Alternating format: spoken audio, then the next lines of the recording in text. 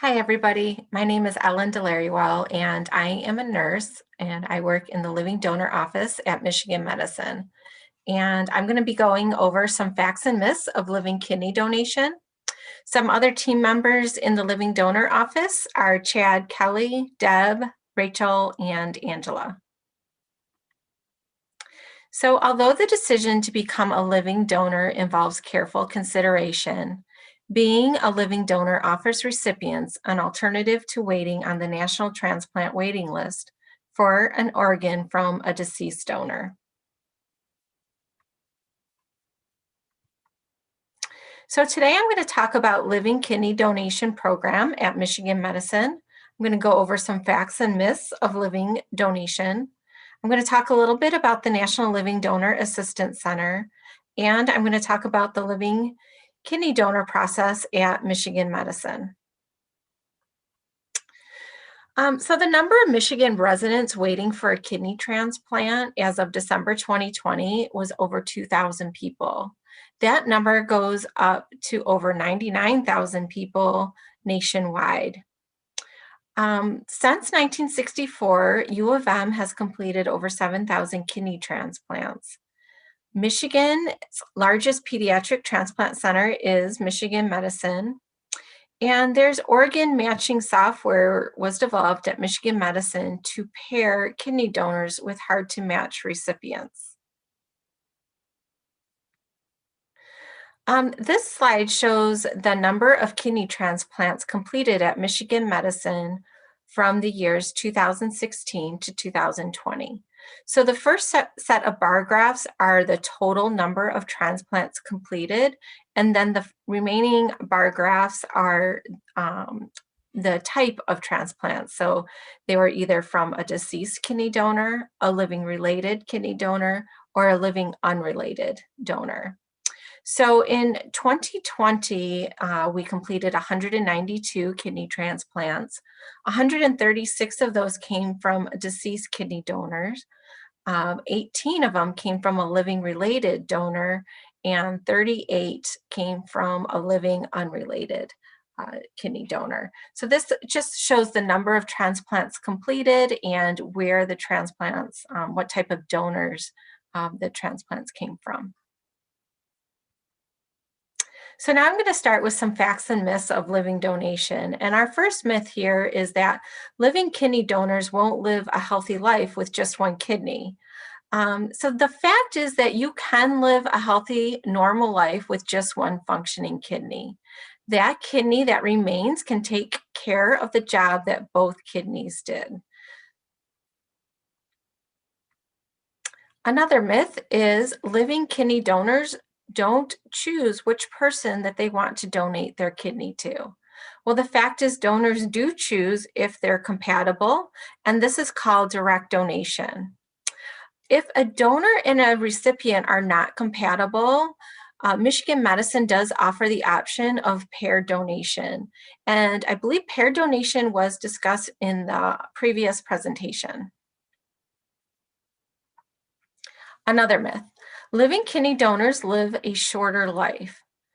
The fact is the overall lifespan is slightly better for living donors than it is in healthy people in the same demographic area. And this is because living donors must be very healthy to donate. A myth here is living kidney donation harms a donor's sex life. Well, the fact is living donors can have a healthy sex life once recovered and feel better and ready. This usually happens a couple weeks after donation. Here's a myth, living kidney donors can't have children. Well, the fact is living donors can and do have children. Pregnancy does put an extra strain on the remaining kidney. However, that kidney usually works well without a problem. So Michigan Medicine does recommend that women wait at least 6 months to become pregnant after their donation procedure. Potential donors should consult with their OB doctor and also discuss a plan with the transplant doctor before donation.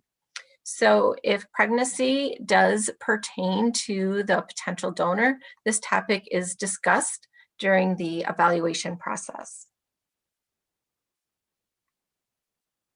Here's a myth. Some religions may oppose organ donation.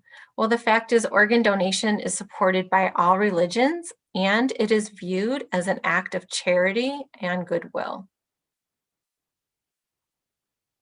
A myth. Living kidney donors are more likely to get kidney disease after donating. Well, the fact is that they are not. One kidney does not increase one's chance of kidney failure. However, there is a slight chance donation can increase blood pressure. If the high blood pressure is not controlled or treated, it can cause kidney disease. So this is one critical reason why yearly checkups after donation are advised. A myth. Living kidney donors have to take anti-rejection medications or medication for life. Well, the fact is donors do not have to take anti-rejection medication. The transplant recipients do. A kidney donor will be given prescription for pain medication and stool softeners at discharge from the hospital for the recovery period only. A myth. Only younger people should be able to get a kidney transplant. Well, the fact is all patients with end-stage kidney disease who are eligible for a transplant deserve a transplant. Here's a myth. Only adults over the age of 25 and under the age of 65 can donate. Well, the fact is that a donor age 18 and older can donate. A living donor older than 65 can also donate and have no problems from the surgery.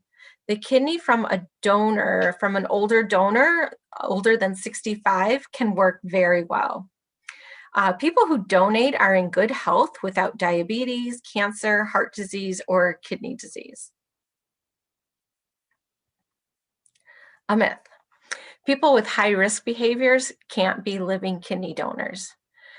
The fact is, high risk behaviors are not an automatic rule out. All potential donors are screened for behavior risks that may lead to transmittable infections. And a myth here is people with tattoos can't donate a kidney.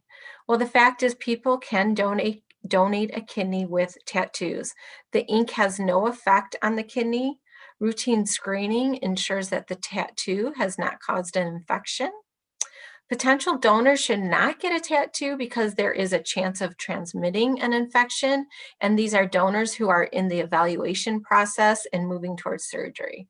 We would want to wait until you are cleared from the donation surgery procedure if you want to then get a tattoo. And here's a myth. A kidney donor will have debilitating pain for an extended period of time. Well, the fact is donors will have some pain after surgery from the incisions and related from the gas and bloating. This pain will diminish in the days following surgery and can be controlled with pain medication. Here's a myth. A kidney donor will be on bed rest following surgery and will be in the hospital for an extended period of time. The fact is donors are out of bed and walking the day of surgery and independently before discharge. At Michigan Medicine, they typically are discharged home the day following surgery. And here's a myth. Living donors will no longer be able to participate in sports or exercise. Well, the fact is a kidney donor should be able to return to most regular activities at 6 to 8 weeks and exercise or strenuous activities at 8 weeks. At Michigan Medicine, there's also a lifting restriction of 10 pounds maximum for 6 to 8 weeks post-surgery. And this restriction will help decrease any post-op complications. Here's a myth. A kidney donor will have to follow a new diet plan and can no longer consume alcohol following donation. Well, the fact is that there are not any dietary restrictions following donation. everyone should eat a healthy, well-balanced diet. Excessive alcohol use is always dangerous, and everyone should consume alcohol in moderation. And here's a myth.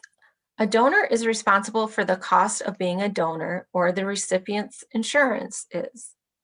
Well, the fact is, at Michigan Medicine, all costs of evaluation, surgery, complications are paid for by Michigan Medicine. In fact, all complications related to the donation procedure are covered for a donor's lifetime.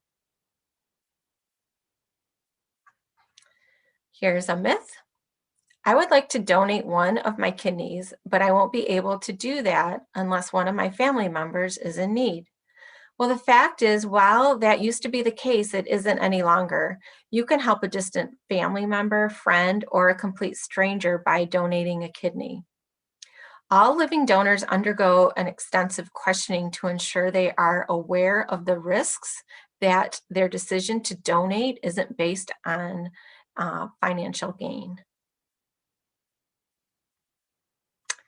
Okay, so now we're going to talk a little bit about donor financial assistance. And the National Living Donor Assistance Center is a federal agency that provides assistance with expenses related to donation that are not covered by Michigan Medicine. So this organization can pay for the travel and lodging for the evaluation, the surgery, the initial post-op visit for the donor, and for one support person.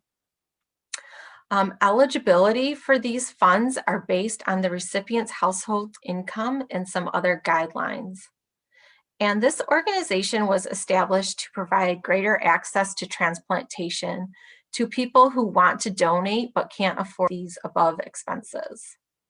So if you're interested in learning more about the National Living Donor Assistance Center, you can contact the Living Donor Office, and we can help give you some more details and also assist in the application process.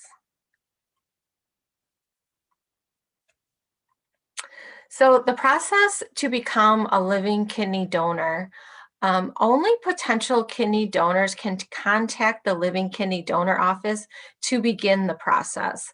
So donors can call our 1-800 number that's listed here on the screen. They can send us an email at the txp-donors@med.umich.edu.